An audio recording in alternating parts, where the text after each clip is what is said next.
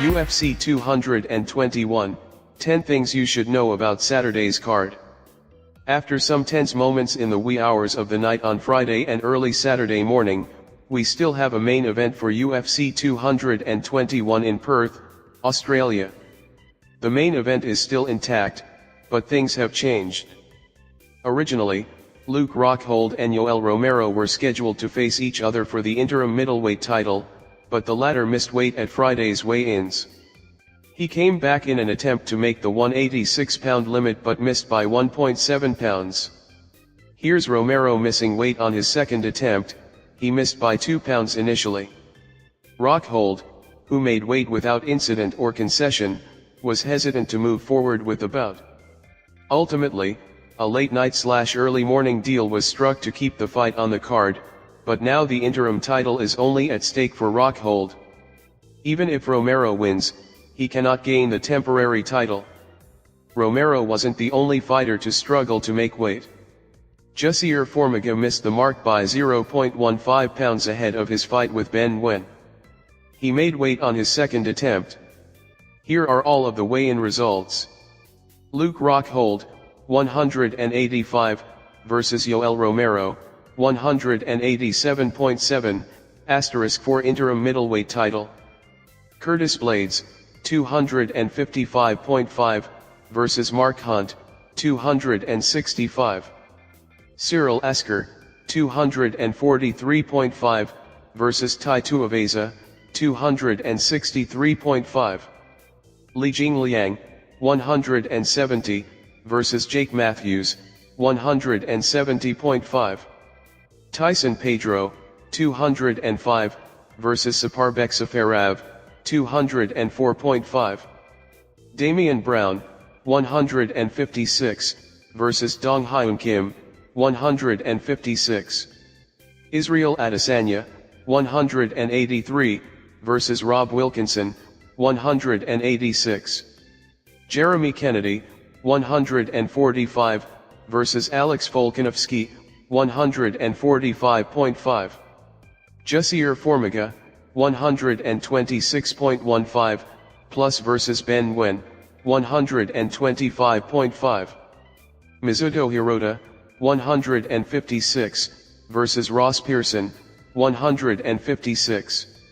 Teruto Ishihara, 135.5, versus Jose Quinones, 135. Daichi Abe, 170.5, versus Luke Jamiao, 170.5. Weighed 188 on the first attempt, also missed weight, 187.7, on second. Plus came in at 126.15 on the first attempt but successfully made 126 on the second attempt. How to watch. UFC Fight Pass Prelims, 6:30 p.m. ET. FS1 Prelims, 8 p.m. ET. Main card on PPV, 10 p.m. ET. The odds and predictions. Matchup weight class odds predictions. Luke Jamiao vs Daichi Abe welterweight Abe -150, Jamiao +130 Jamiao. Teruto Ishihara vs Jose Quinones men's bantamweight Quinones -145, Ishihara +180 Quinones. Mizuto Hirota vs Ross Pearson lightweight Pearson -140, Hirota +132 Pearson. Jussier Formiga vs Ben Nguyen men's flyweight Formiga -110, Nguyen +100 Nguyen. Jeremy Kennedy vs Alexander Volkanovski men's featherweight Volkanovski -190, Kennedy +190 Volkanovski by TKO. Damian Brown vs Dong Hyun Kim lightweight Kim -150, Brown +120 Brown by UD. Israel Adesanya vs Rob Wilkinson middleweight Adesanya -340, Wilkinson +315 Adesanya by TKO. Tyson Pedro vs Saparbek Safarov light heavyweight Pedro -285, Safarov +250 Pedro by UD. Li Jingliang vs Jake Matthews welterweight Jingliang -148, Matthews +140 Jingliang by TKO. Cyril Asker vs Tai Tuivasa heavyweight Tuivasa minus 275, Asker plus 255 Tuivasa by TKO. Curtis Blades vs Mark Hunt heavyweight Blades minus 155, Hunt plus 145 Blades by UD. Luke Rockhold vs Yoel Romero interim middleweight championship Rockhold minus 155, Romero plus 145 Rockhold by UD. UFC in Australia and local flavor. Saturday marks the 12th visit to Australia for the UFC and it's the first in Perth. The venue is the Perth Arena, which seats about 15,000 and opened its doors in 2012. There are 9 fighters on the card who figure to have huge cheering sections in Perth. Mark Hunt, Tai Tuivasa, Jake Matthews, Tyson Pedro, Damian Brown, Rob Wilkinson, Alexander Volkanovski, Luke Jamiao all hail from Australia or New Zealand, while Israel Adesanya trains out of New Zealand. Expect a raucous crowd similar to what we saw and heard in Belém, Brazil last week at UFC Fight Night 125. Much anticipated debut. Adesanya is one of the most ballyhooed newcomers to hit the UFC in a long while. The 28-year-old who was born in Lagos, Nigeria stands 6'3". He's 11-0 with KO finishes in every bout. His fighting style has drawn comparisons to Anderson Silva, but his frame makes you think of John Jones. He's new to the UFC, but not combat sports. In addition to his 11 MMA bouts, he also has 6 professional boxing matches and a whopping 72 kickboxing fights under his belt. His opponent on Saturday is Rob Wilkinson, and it would appear as though Adesanya has a chance to make a splash.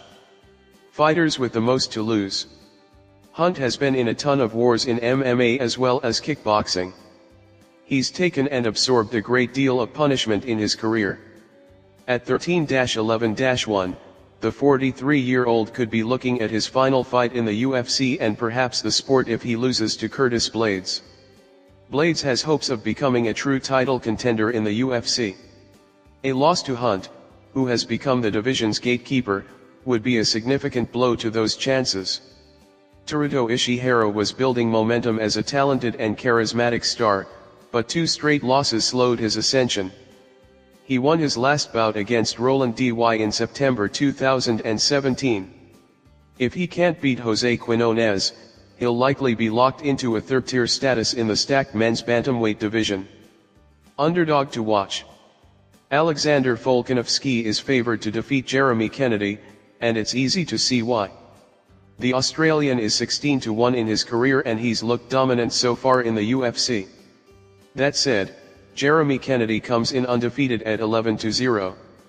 The 25-year-old is tough, well-conditioned, and excellent on the ground. He's averaged 7 takedowns per fight in the UFC. Volkanovski may win, but this one could be tougher than many expect. Potential fight of the night. If I had to pinpoint a potential fight of the night on this card, I have to look at Damian Brown vs Dong Hyun Kim. Brown always brings it. His stamina and chin are top-notch and he can deliver a shot. Fighting in front of his hometown crowd should only add to his already crowd-pleasing style. With Kim as a willing participant, we could be treated to some fireworks in this prelim bout. Why Rockhold will win the main event. Even before Romero struggled to make weight, I slightly favored Rockhold in the main event. I tabbed Rockhold's stamina advantage as a major factor as well as his reach advantage. Now that Romero has had the added distraction and potential physical taxation from trying to make weight, I'm more firm in my prediction of a Rockhold victory. While a stunning Romero KO is always possible, especially against a fighter like Rockhold who has fallen victim to the one-shot KO in the past, the latter still has more to fight for in this one and some undeniable advantages.